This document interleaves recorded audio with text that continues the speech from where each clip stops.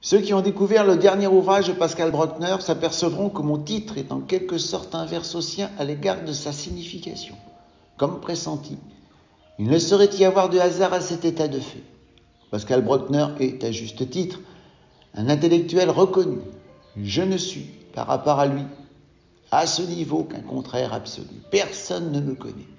Peut-être n'ai-je pas les capacités requises pour bénéficier de ce genre de considération, ou suis-je de ceux qui pensent ce qu'ils se doivent de penser dans le respect d'eux-mêmes, sans se soucier des retombées. Ainsi, Pascal Bruckner, dans son dernier ouvrage, prétend dès son titre qu'il nous faut souffrir pour nous sentir exister, que nous sommes devenus de ces craintifs, pathologiques, qui se plaignent de l'eau froide juste avant de se plaindre de cette même eau devenue trop chaude, avant qu'ils ne se plaignent à nouveau de cette eau ayant retrouvé sa température initiale, rendant ainsi à leur mécontentement premier, d'après ses conclusions, nous ne savons plus être que des pleurnichards.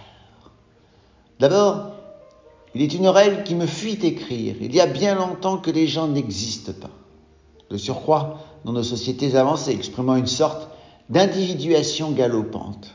D'ailleurs, en me montrant ce propos un tantinet provocateur, j'aime à préciser que les gens, par définition, selon cette expression qui les résume, ne sont jamais conjugués à l'unité. Là est bien le problème.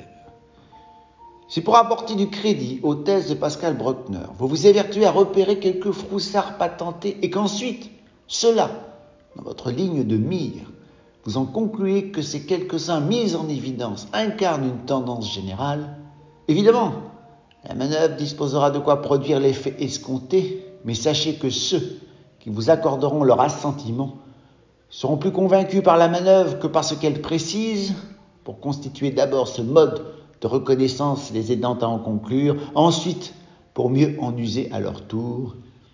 Il est tellement pratique et confortable de mettre les autres, tous les autres, dans un même panier, ne serait-ce que pour se convaincre qu'il serait vain et fortuit d'aller à leur rencontre pour de bon, afin de savoir si la foule conserve ses arguments lorsqu'on s'arrête aux particularités de ceux qui la composent.